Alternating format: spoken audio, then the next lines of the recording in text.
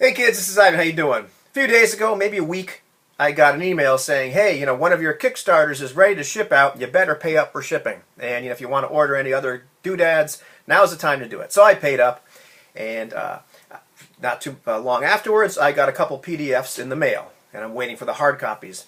So this particular Kickstarter I funded was for two products. It was for the Leagues. They're both Leagues of Gothic Horror expansion. Leagues of Gothic Horror by Triple Ace Games, which itself is an expansion for the Leagues of Adventure game.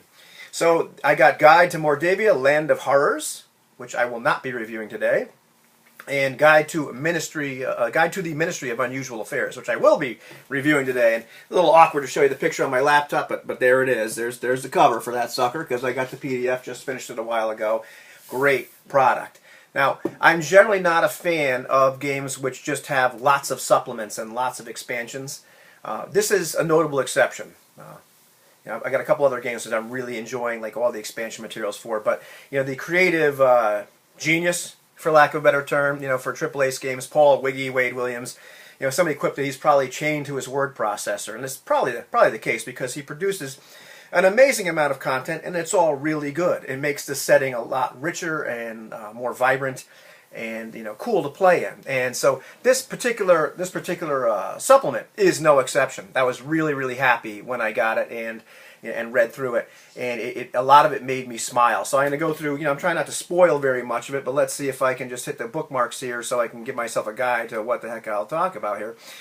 The Ministry of Unusual Affairs itself is one of the leagues, for lack of a better a word, that you find in the Leagues of Gothic Horror expansion. Leagues of Adventure is set in nominally like the Victorian area. It's like about 1890s. It is, doesn't have to be England, but that's kind of one of the default countries. The Ministry of Unusual Affairs is, in fact, based in England. So if you're a member of the Ministry of Unusual Affairs, you have to be a British citizen.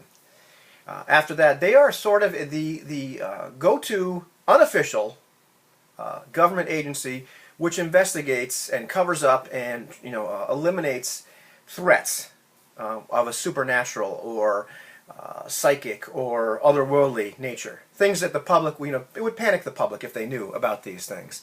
And so they've been doing it for some time. They actually have a little history blurb of all the way going back to the 17th century, when the ministry was actually formed. Because it's an entry in the Leagues of Gothic Horror expansion, but it doesn't go into a lot of detail. But this is probably one of the most popular ministries or leagues to get involved in, because it's kind of obvious you're really going after these sort of things. I don't want to say it's kind of X-Files-ish. That's the wrong spin to put on it.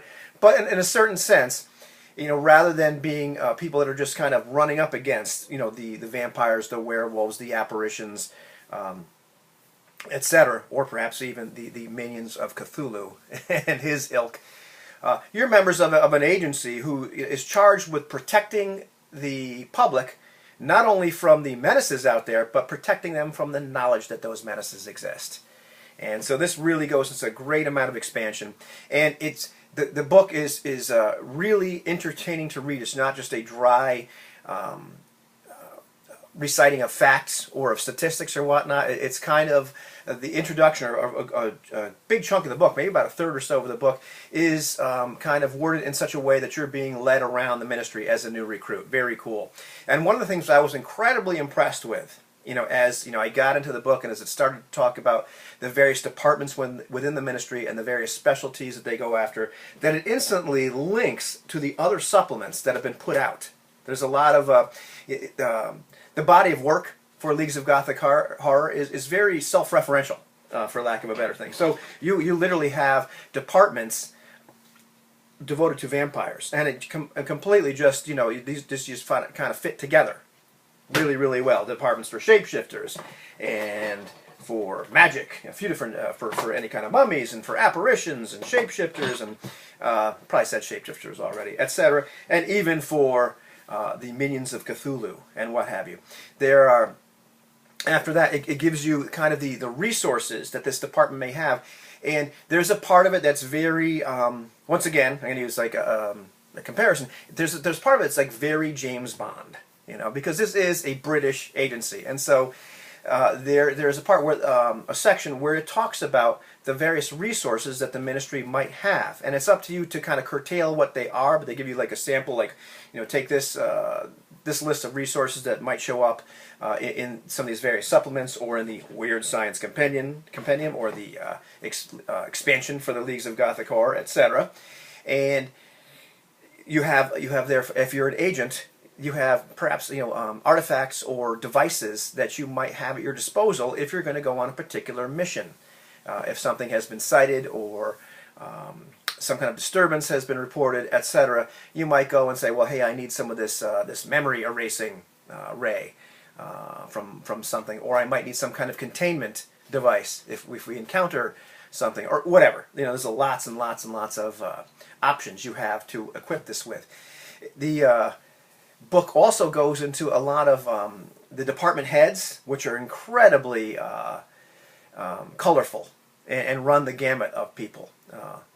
And it just, as I'm reading the book, it makes me smile. It has that kind of really weird, I keep on wanting to say James Bond, but it's just kind of walking behind the scenes and just seeing the real goofballs that kind of run the backbone of the ministry, the thinkers, the people that have the access to the libraries, to all the occult information, etc. And they're as eccentric as you think they might be. And it really did a great job fleshing these people out, giving them stats, giving them like a background, etc. Gives you some sample characters, gives you some sample henchmen, gives you like a sample members of each department, what they might look like, what kind of skills they might have. It also goes over some field guide instructions. Instructions is probably the wrong word, but it's kind of presented to you as a prospective agent as being instructions, but it kind of gives you a guide to what these sort of adventures might be like, or these sort of cases might be like. It gives you some rules for the eventual cover-up, which is great. It's very reminiscent of, I think it might be the Guide to Expeditions, is one of the little brief, like, PDF-only supplements for Leagues of Adventure that Triple Ace has put out, where you're actually putting together your pitch for can we get funding. This is very, very close. That's the same kind of mechanic, where you're giving your pitch to the curious newspaper reporters, to the people that were eyewitnesses to whatever weird stuff they actually saw, etc. And it's giving you your cover-up pitch, like how are you going to convince them that nothing really bad, this all has a rational explanation. We can just kind of put this under wraps. Really, really great book. I really love the way it ties together the rest of the body of work for Leagues of Gothic Horror, including the Leagues of Cthulhu supplement, together. It even gives you some guidelines or suggestions, and like, do you want to mix the two together, whether it's like standard, the standard horror of the Victorian era with the Cthulhu, or which way you're going to slant your campaign or ideas and what have you. Gives you a lot of guidance, a lot of suggestions here. I really, really like this product. It made me smile the entire way through, from the sample characters to just how they handle all this. It makes running something like a Leagues of Gothic Horror campaign, especially if you're going to run it in such a way that you want to play agents or people that are not just encountering the weird, accidentally, but people are actually going out and actively pursuing it. Really gives you a really solid framework on how to run something like that. So pretty much a lot of the work has been done for you, so you don't have to kind of reinvent the wheel. And talking to a few people that have run Leagues of Gothic Horror and used the Ministry of Unusual Affairs, it is pretty much in line with what somebody probably would do anyway. So it's a really good product. That's what I'm trying to get to. My only complaint with Triple Ace and all the massive amount of stuff that Wiggy's put out is there are a lot of little supplements in the Triple Ace catalog for Leagues of Adventure, which have not yet made it to print.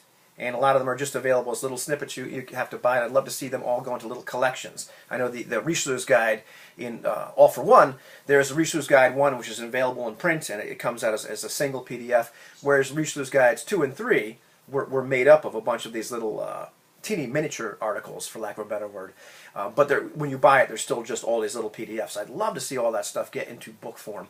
The other thing is one of these supplements or extras that did not quite get funded in the Kickstarter was the Guide to the Walking Dead. It is mentioned in this, which is great. And I got the PDF for that. It's a PDF without art. It's got like a little placeholder piece of art. I really, really hope that that ends up getting put out as a PDF for the public and as a physical book as well, because that is another outstanding product. So really, really happy. I'm looking forward to checking out Mordavia.